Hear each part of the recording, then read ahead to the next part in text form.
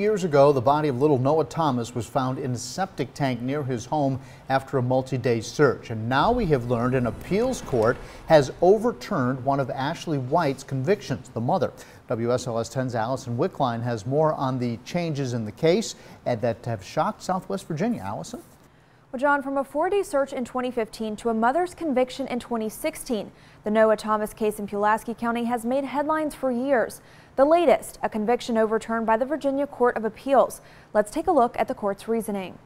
In March of 2015, 5-year-old Noah Thomas was reported missing. After an extensive search, the boy was found in a septic tank. He had drowned.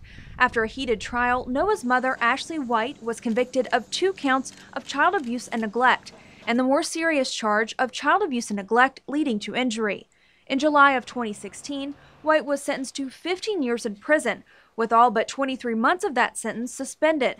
White was also given credit for time served.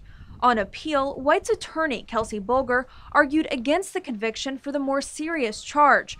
Bulger argued that there was not enough proof that Noah's death resulted directly from abuse or neglect. Now the Court of Appeals has agreed. In the opinion published by Judge William Petty, the court admits that this is a hard case, but concludes that, quote, it would not benefit the general good of the community to expand the code's requirement of willful conduct to include a parent's failure to protect a child from an undiscovered and unknown danger. A parent could be subject to a felony conviction if he or she failed to recognize the danger posed by the unsecured tank cover, the unlatched gate, the rotted board, the unfenced pond, or any other hazard that in hindsight could have been corrected. Now, White was released from prison on December 28th of 2016. White's attorney has not returned a request for comment.